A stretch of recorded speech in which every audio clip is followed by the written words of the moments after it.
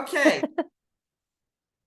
Hello, everyone. Welcome to the TheMsTexasShow with your co-host, Elena Georgiou, and excited as always to bring you another edition of our show and another wonderful, wonderful guest.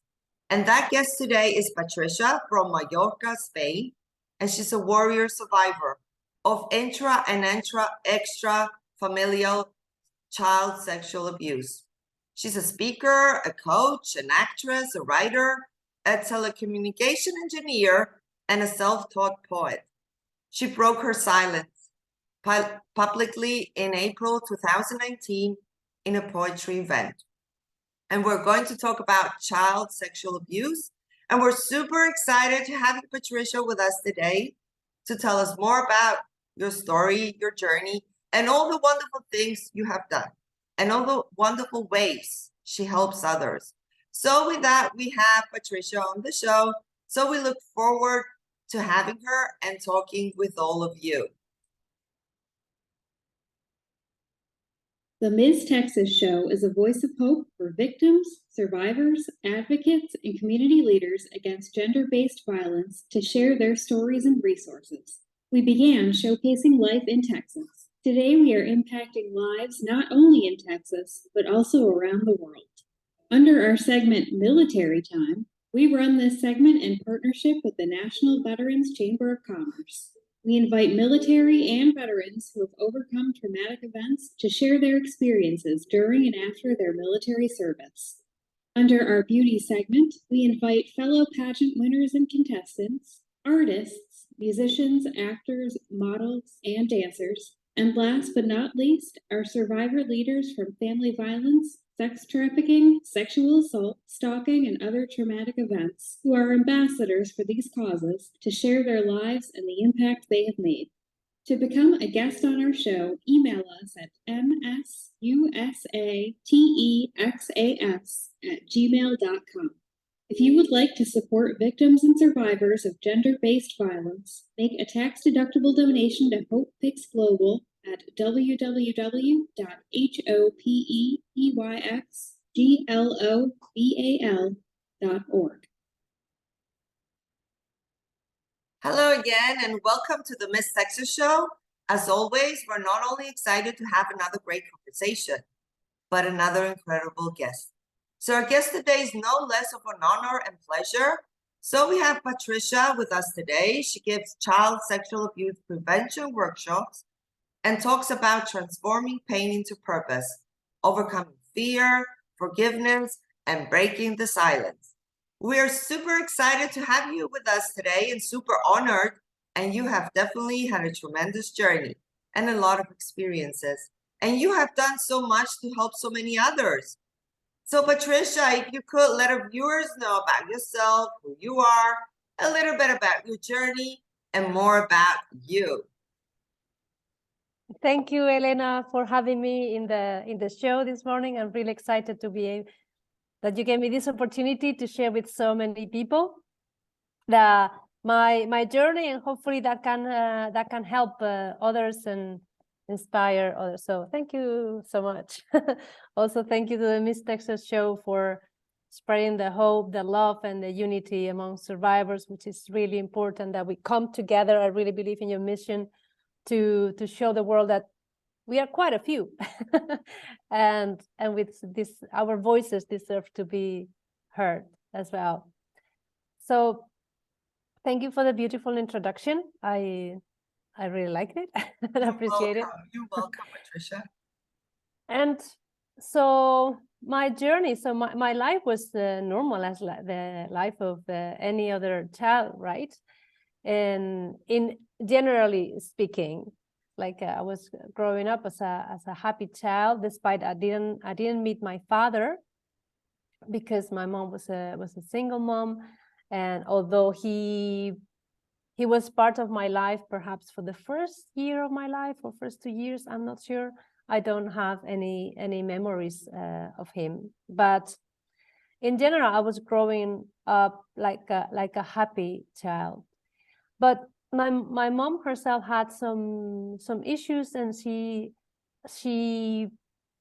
had a dependency with alcohol, which grew up over the years. She had a lot of challenges during her life, And while her life was being challenged by different events like deaths of boyfriends and being unemployed and things like that, it became harder and harder for her, and then as a consequence also for me.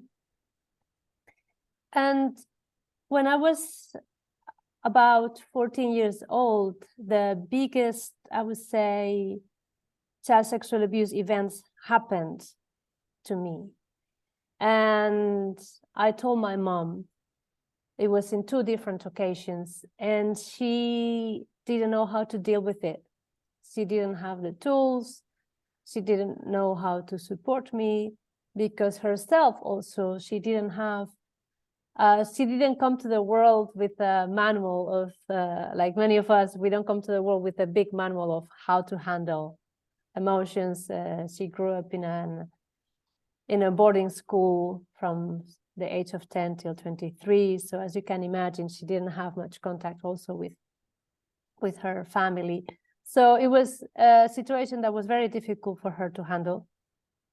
And she asked me to remain in silence. So I didn't speak. I kept it for myself. I had so much anger inside me, but I would not express it to anybody.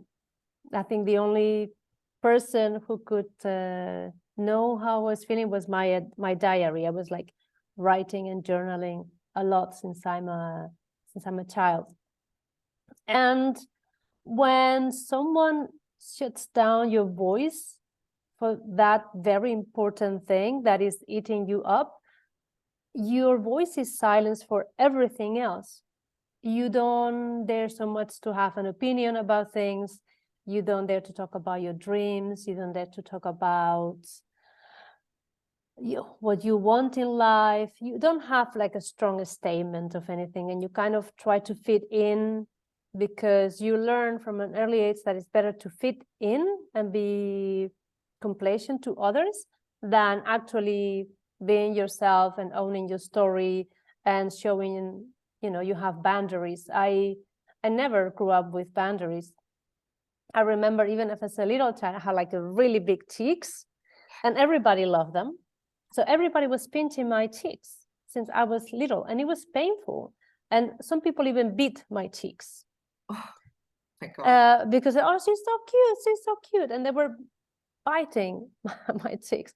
So from a really early age, there was no boundaries, and abusers feel it and know it, and they take advantage of it, because you were not raised in a way that you know where the boundaries are for your body, right? So and years go by, and I always felt this void, this emptiness inside me, and I didn't know what it was. I had no idea that that was related of my voice being shut down when I was little. And didn't matter what I did. I finished my degree in telecommunications. I started working and making some money, traveling a little bit. But still, I was thinking there must be something else in life I am missing, and I don't know what it is. And at some point, I moved to the Netherlands, where I am living right now, to work here as a network engineer. And I thought, oh, maybe if I move to another country, meet other people, I find more fulfillment. And it was true for a while, but then it came back. It was again the same feeling, this gloomy, like, why am I here in this world? I have no idea what I came to do. And it continued. And in my search, I started practicing yoga, and I became a yoga teacher. And during the 2 years of yoga teacher training, I learned a lot about myself. I had a lot of self-discovery, a lot of introspection, and it kind of gave me like, yeah, I'm getting, maybe this is my thing. Yoga is my thing. And I started like practicing more. And towards the end of that training, I remember talking with one of my classmates. She was 10 years older than me at a time. And she told me that her dream of her life was to be an opera singer. but it was too late for her. She was around her 50s, I think, that it was too late for her to be an opera singer now, because her parents didn't allow her to study singing because they didn't think it was a proper career for a proper woman. And I told her, well, that's funny. I always wanted to be a musical theater actress. And she said, oh, you still have time. Like, I am 40. Like, I think it's a bit late. No, it's not. and I said, you can still do it. And I said, wow, but I really would like to go to New York. If I have to do this, I want to. And said, you can go to New York. And I thought, like, that's quite a step, like quitting your job, going to New York when you're 40, you have a mortgage. Like, and it kept like resonating in my head. And one day I arrived to my office where I was working, and one of my friends was having a coffee by herself in the coffee corner. And she looked really happy and said, why, what happens? Why are you so happy? I said, I've been fired. They're like, oh, wow. And you're happy? Like, yeah. Because now I'm going to do what I really want to do. I said, what are you going to do? I said, I'm going to London to study life coaching. I said, what about your husband, your 2 mortgages, and your 2 daughters? Like, oh, I'll figure it out. And like, but the family comes with me. And I said, oh, okay, that's great. And like, and I'm scared, and I don't have so many responsibilities and attachments. So that day I made the decision, I will move to New York. And sure enough, 6 months later, I was living in New York. Wow. I quit my job. And so I prepare, you know, I called to acting schools, I went to castings, and I moved to New York, and I lived there for 2 years and a half. And wow, that was like living the dream, going to acting class, meeting a lot of actors, directors, writers, collaborations. It was really, every day was like, wow, I'm living my dream. I was like shining, going to the street, like, oh my God, I live in New York. I live in New York. I'm going to acting class. I'm going to dancing class. I'm going to singing class.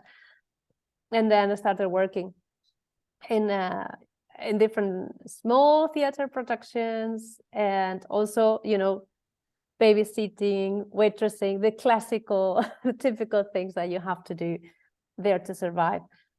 But again, that hit me. I felt I was empty, that I still, what's the purpose of life? What's the purpose of my life?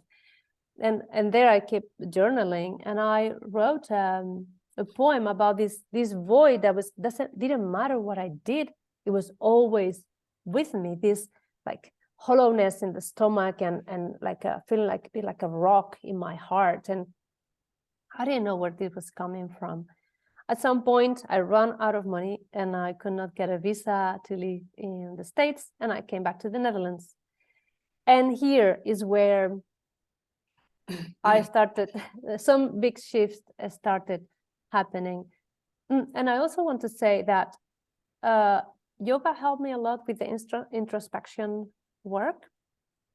And then acting helped me a lot to recognize which emotions I did not allow myself to feel. And I really didn't allow myself to be angry, because I didn't want to be like my mom when she was getting angry. I didn't allow myself to be truly loving, intimate, caring. I did not believe in love. It's something I could not really believe in. And I had to break a lot of judgments and barriers to be able to do some acting, you know, and not question or judge the character. So when you do acting, then you think, I'm going to be someone else. Like, hold on. First, you're going to meet yourself. You're going to remove all those layers, you know, all those judgments, and then you can be someone else. And so I came back to the Netherlands. A friend of mine gave me sent me an article about narcissistic mothers, and I was shocked with what I read there. And one of the things that really made my stomach like revolt, it was that narcissistic mothers do not only not protect you from child sexual abuse, but even they facilitate in a way, right? And I thought, wow, this is going to be a problem. This is I'm not going to be able to solve this by myself. And so I contacted my family doctor, a psychologist, an Ayurveda therapist. And when I thought I had everything under control, I had a panic attack, and because I had really strong suicidal thoughts. But to the point, so many years in my life, I've been thinking I'd be better dead because nobody will care. I didn't think it was important or necessary. So I had this ideation about thinking about death very often, especially since my teens. But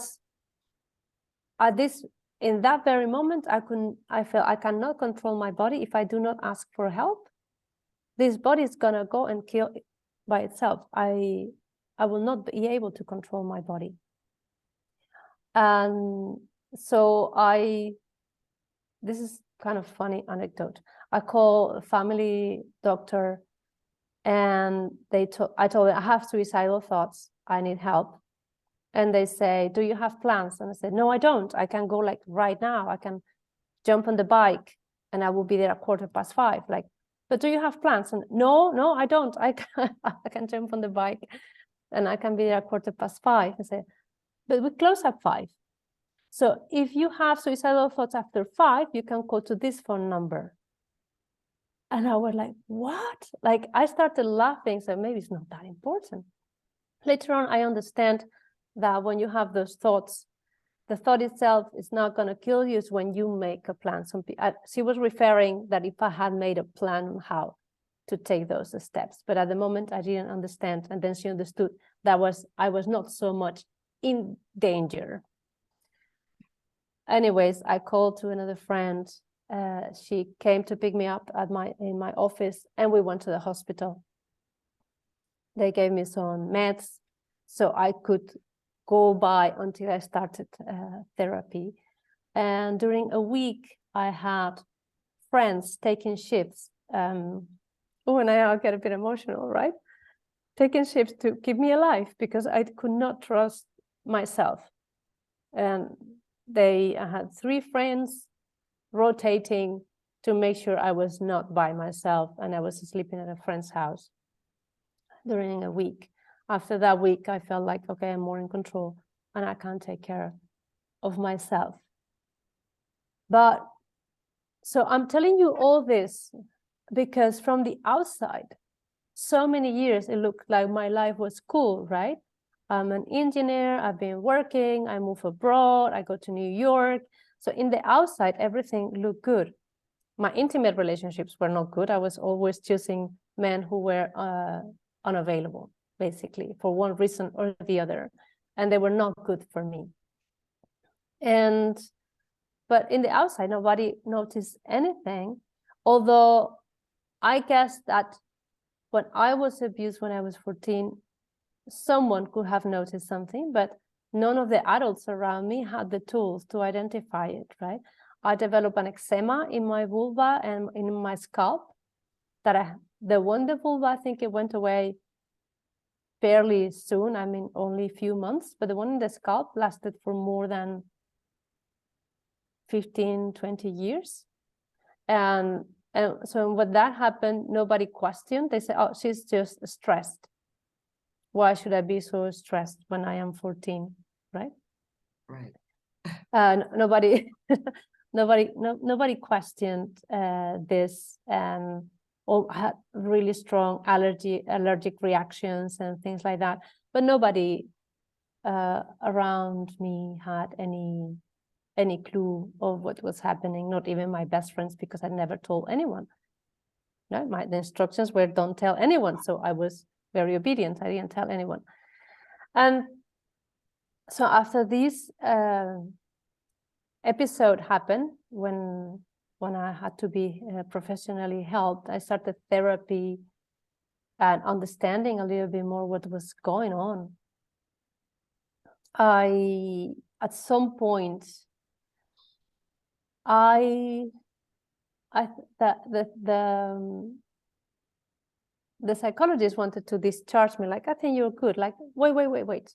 Let me do one more thing. Let me open up to the people. Let me see if I will be still loved and respected if I tell my story. So I went to a poetry event and I read a poem about my abuse. It was really graphic. You didn't have to guess anything in that poem.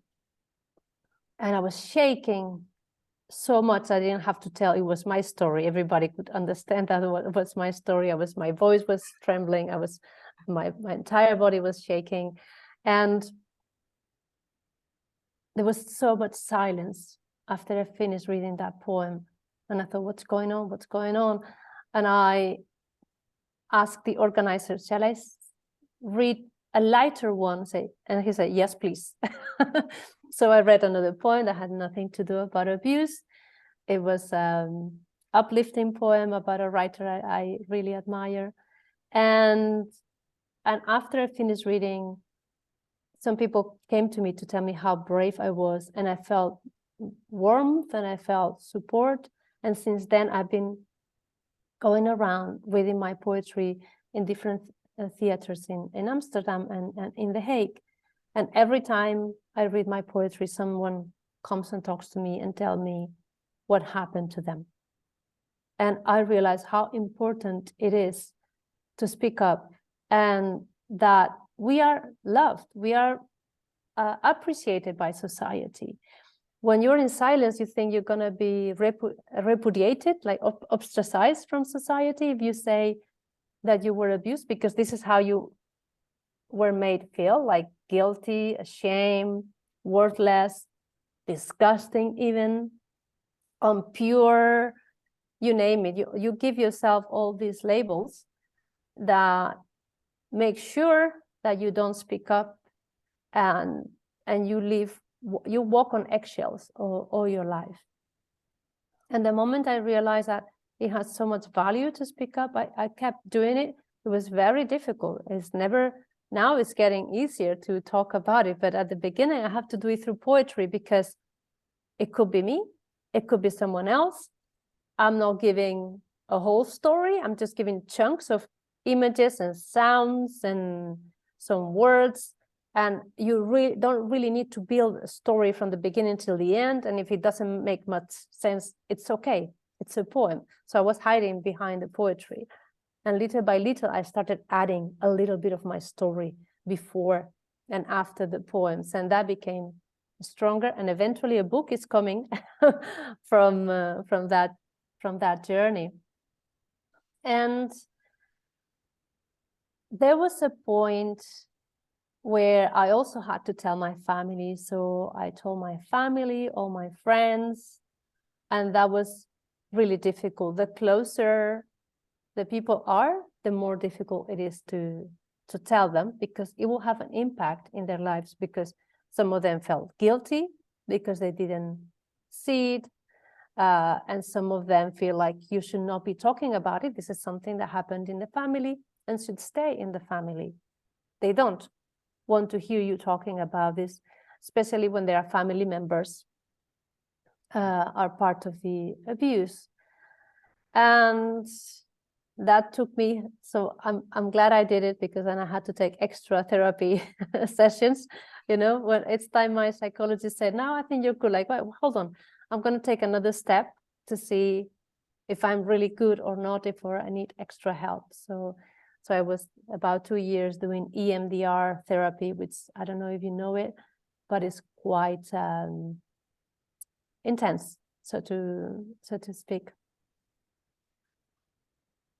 And during the EMDR therapy, which in some sessions I needed to stop because I was going to throw up, like literally, because for those who don't know, EMDR is a therapy where you're reprocessing memories from the past, and everything I didn't allow myself to feel in those almost 40 years of life, I was feeling in those sessions.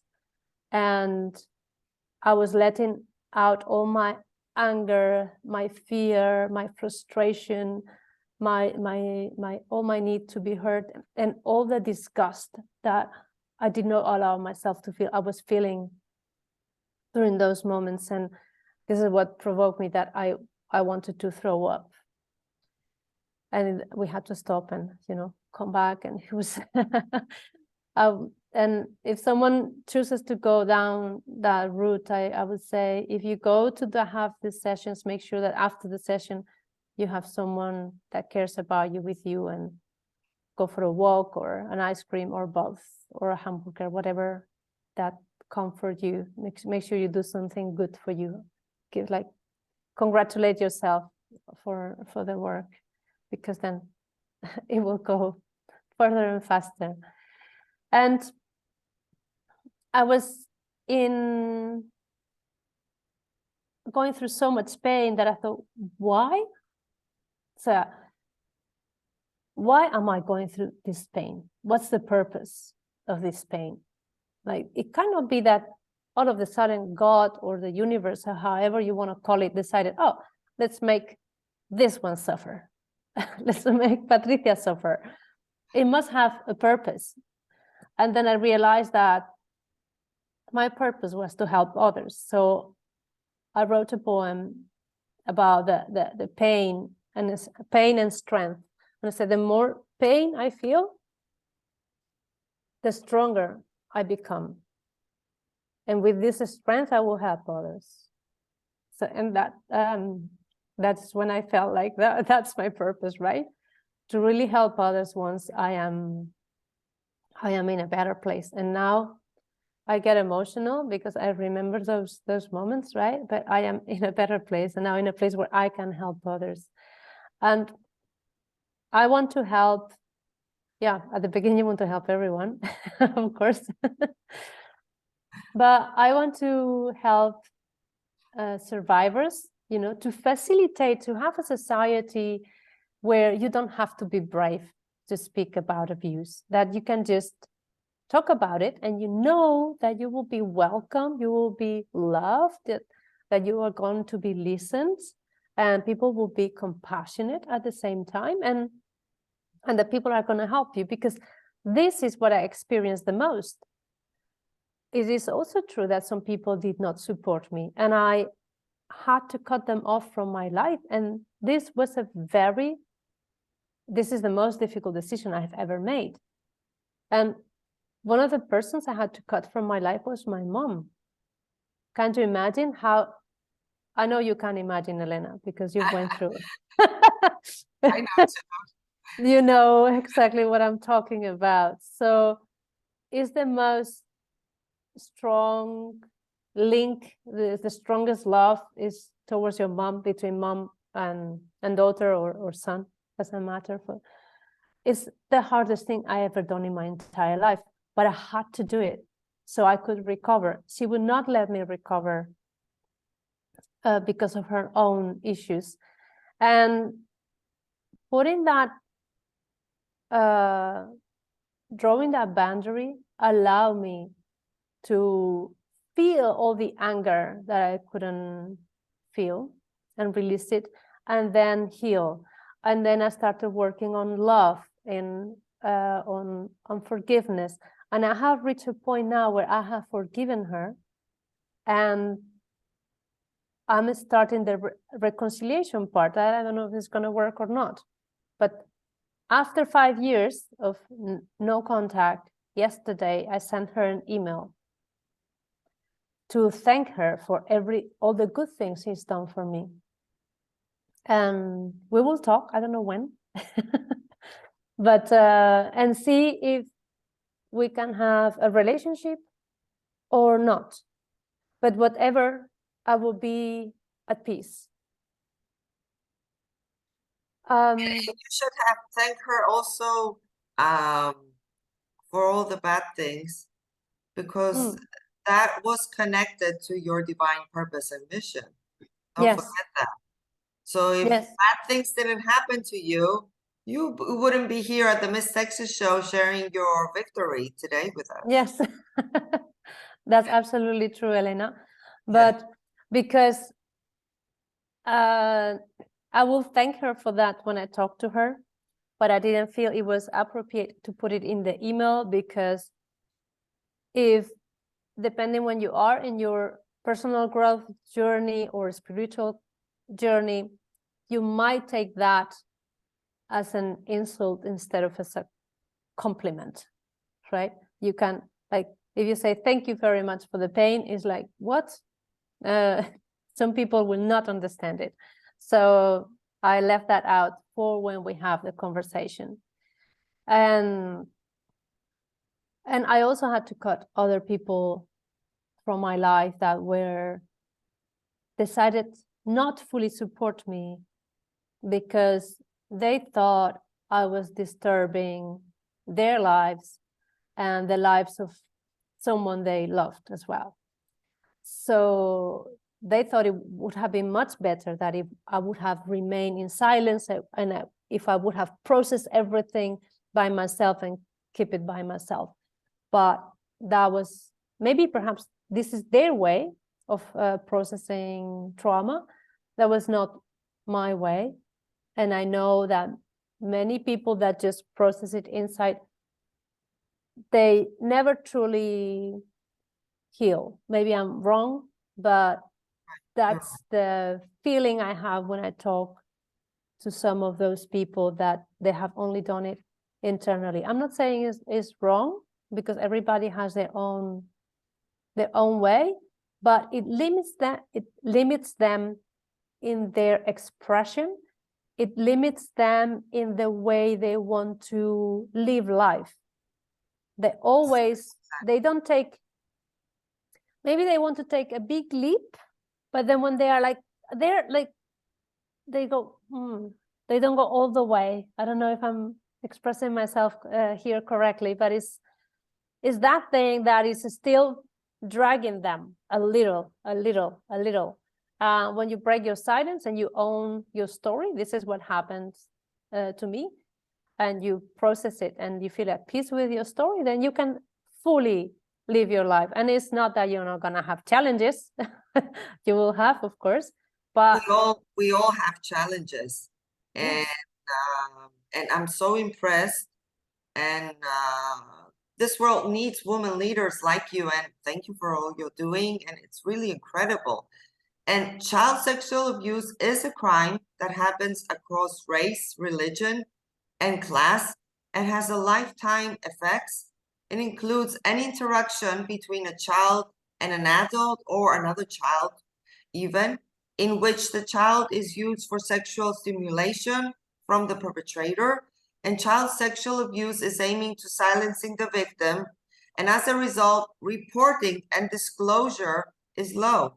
A common myth is that child sexual abuse is perpetrated by strangers, but most people who sexually abuse children are our friends, partners, family members, and community members. And about 93% of children who are victims of sexual abuse know their abusers. And children should be protected. And survivors, you have my support and Patricia's support also. And back to you, Patricia. I want to ask a few questions. And how did it make you feel to break your silence? How did it make you feel?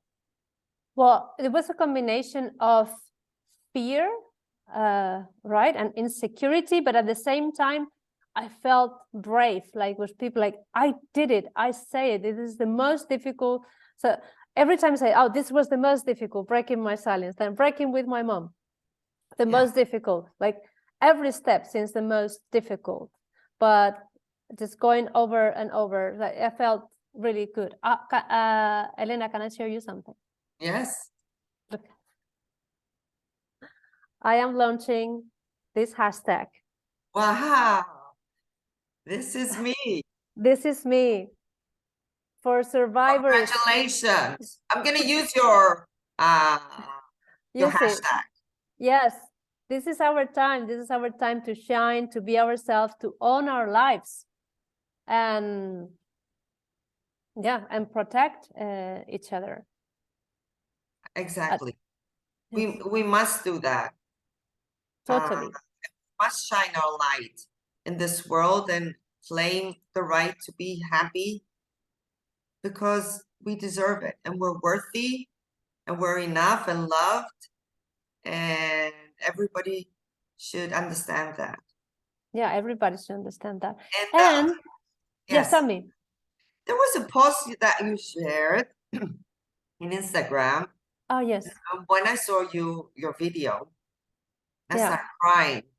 I really started crying. And I want you to share with our viewers what happened that day. So that was a business event. That was a business mastery event of Tony Robbins. And I think it was the third day.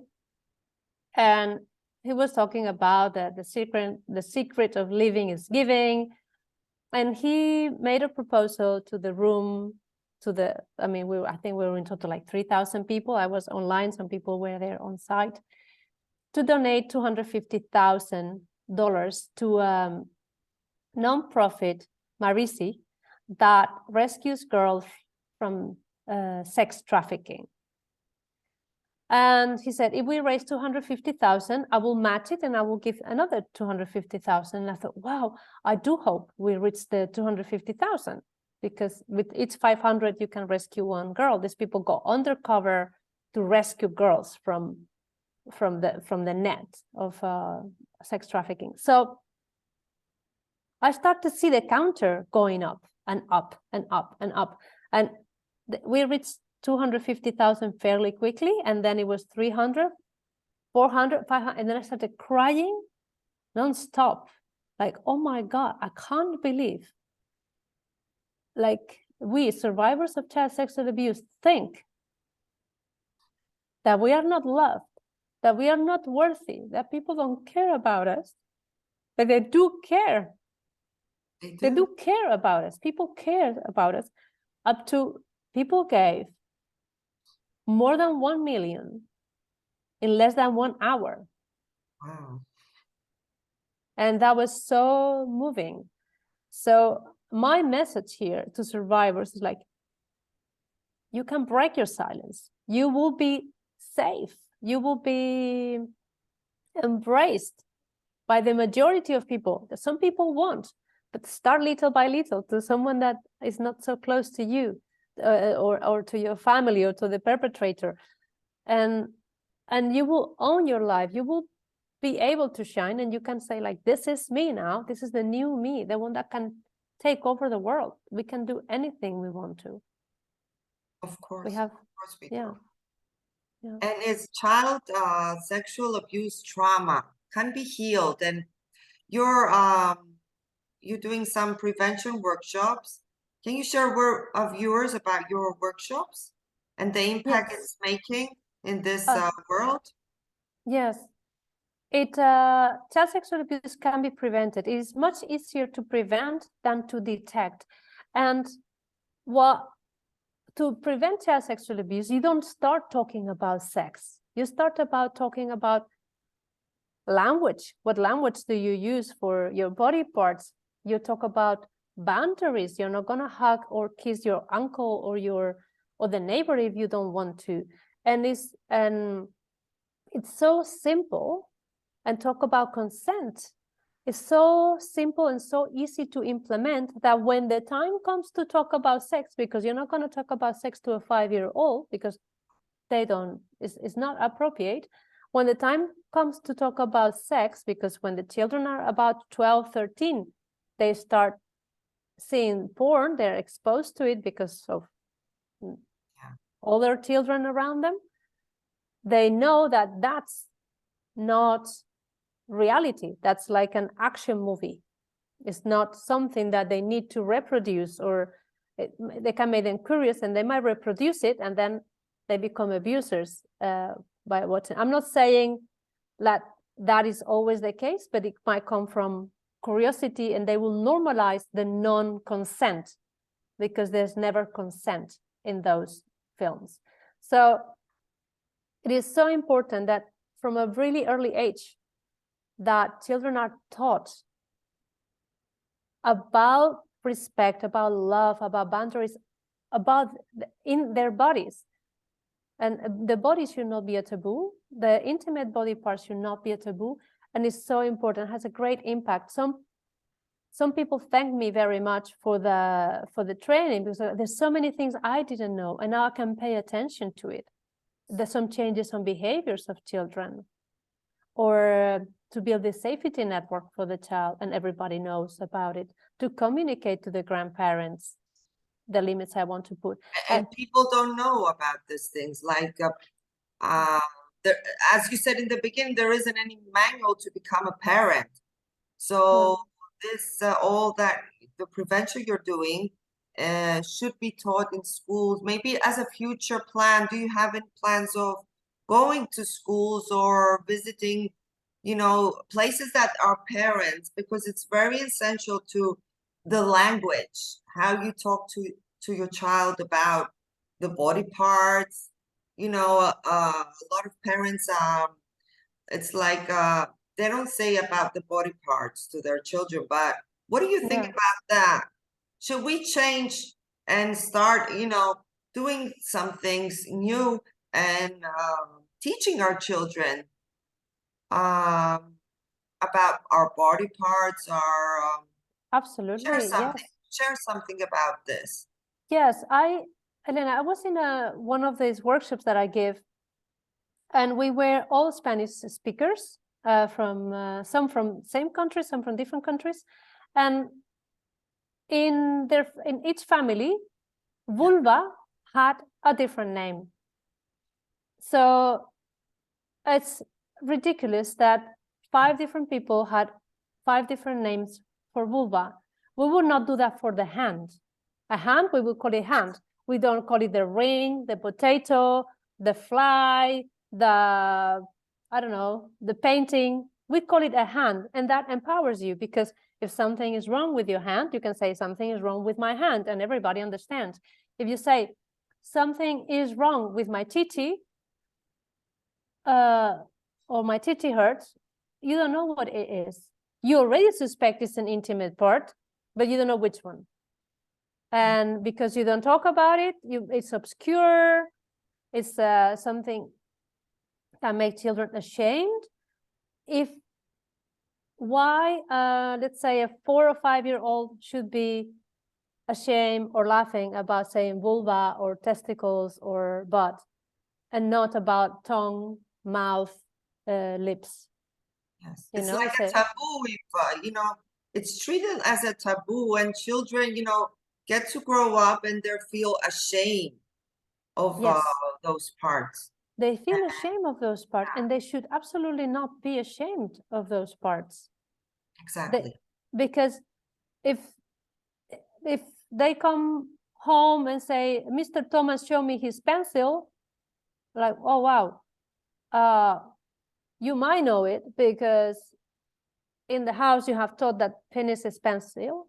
But if the child in school tells another teacher, Mr. Thomas, show me his pencil, like, oh, isn't that cool? Yeah, that's cool. Yeah. And then they don't talk about it anymore. Yeah. And it's so essential to use the right words. The right words is very essential.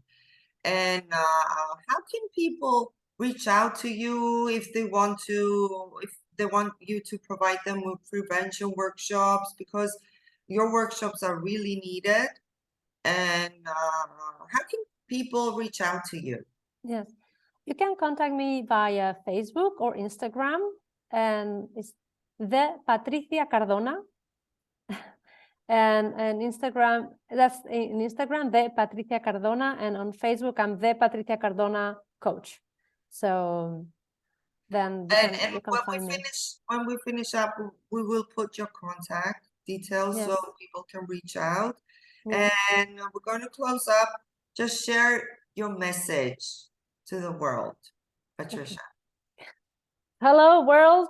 No, now seriously, please be mindful. Please pay attention of the education of your own children. It is as important to teach your children to consent and to prevent child sexual abuse. It's so essential, that prevention, that is as essential as teaching them to cross the street. You will do it over and over and over during years until they are independent and they can say yes to crossing the street or no to crossing the street. And in the same way, you need to have those conversations over and over while it's age appropriate, until at some point when they are grown-ups or teens, they can say yes or no, or even when they are little, they can say no already, because you will teach them to say no. So for people not to trespass their limits. And to survivors, I'm telling you that it is possible to hear, it is possible to raise your voice, to feel the warmth of the society, and it's your time to shine. Take 2023 and make it your year. That's a beautiful message, Patricia. I love it. Thank you. Thank you, Elena. For sharing all that you did, and I want to wish you all good wishes for all that you're doing. And thank you to our viewers for being here, and I appreciate your comments, feedback, and wonderful support. And I want to say goodbye for now and see you soon for another edition. Thank you, Patricia. Thank you. Thank you, Elena. Thank you very much for having me Bye-bye, here. and keep shining that light. Yes.